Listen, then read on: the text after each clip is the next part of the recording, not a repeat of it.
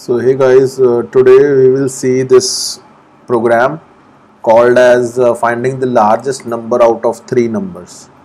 ठीक है, find out the largest number out of three numbers.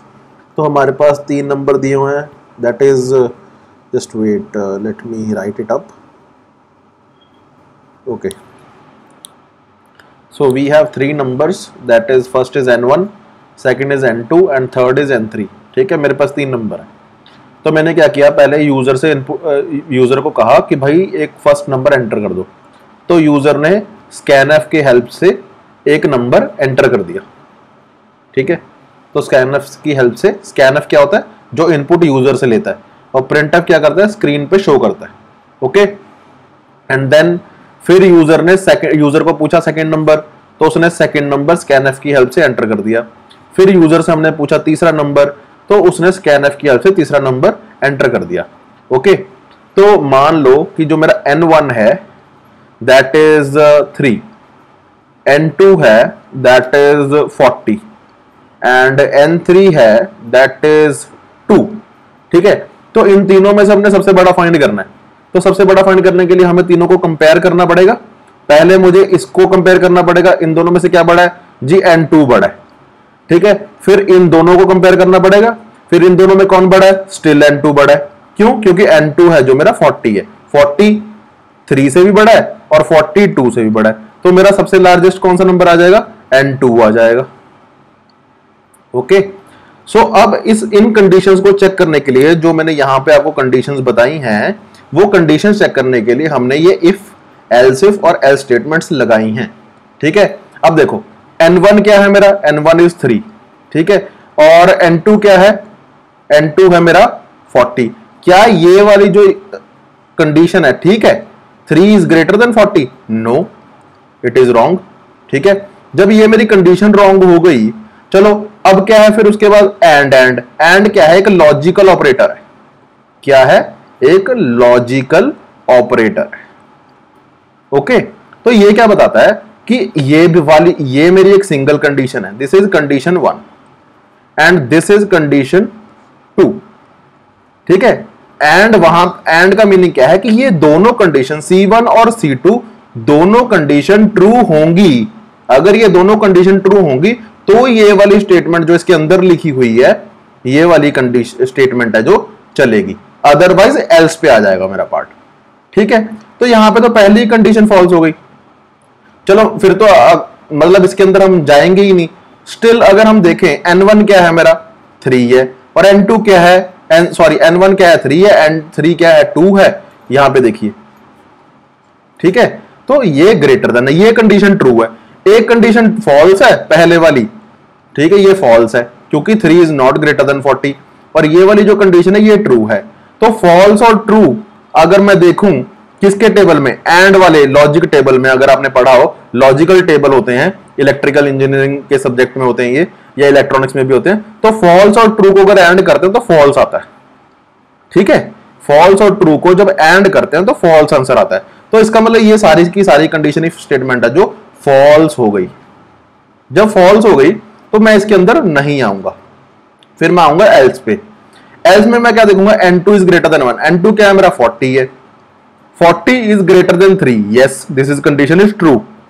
फिर एंड, फिर दूसरी कंडीशन, n2 क्या है, 40 है, फिर ग्रेटर देन, n3 क्या है, 2 है. इसका मतलब ये कंडीशन भी ट्रू हो गई. और एंड ऑपरेटर में मैंने आपको पहले बताया, एंड ऑपरेटर में अगर ट्रू एंड ट्रू आ जाए तो कंडीशन आंसर क्या आता है, ट्रू. तो इसका मतलब ये कंडीशन ट्रू हो गई.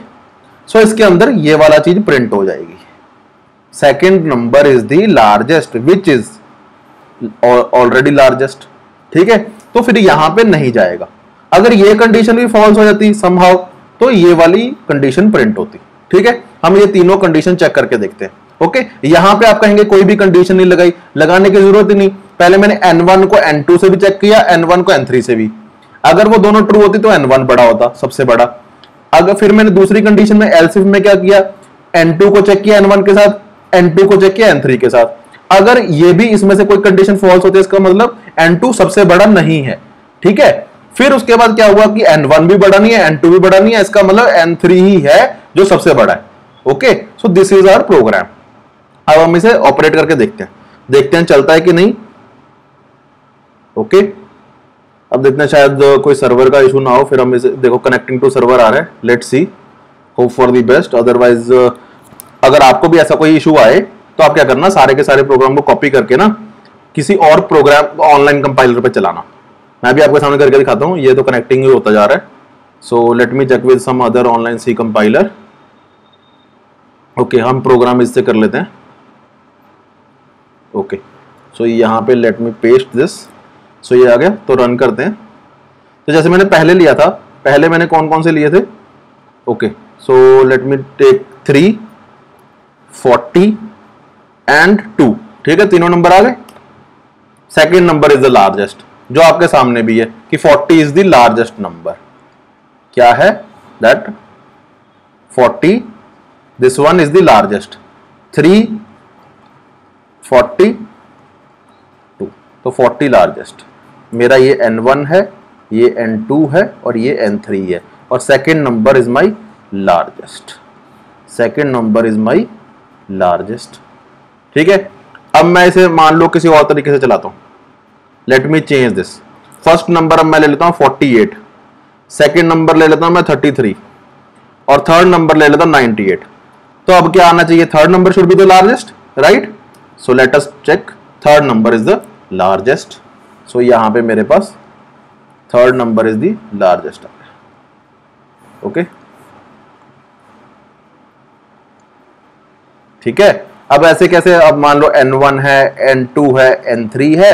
N3 में 98, N2 में is 33 and N1 में 48.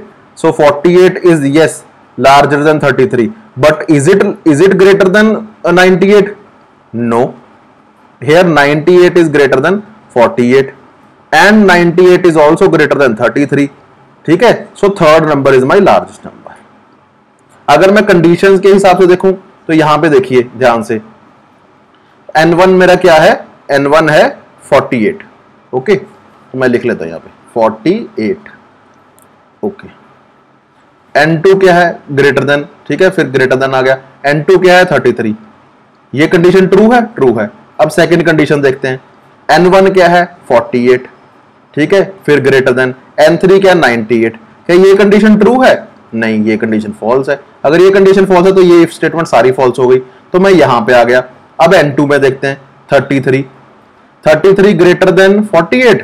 लो, पहली कंडीशन फॉल्स होगी तो इसका मतलब ये वाली कंडीशन भी फॉल्स होगी, तो मैं एल्स पे आ गया। और एल्स में सिंपली कोई कंडीशन है ही नहीं, तो इसका मीनिंग क्या हुआ, that third number is the largest must be printed, तो वो प्रिंट हो गया।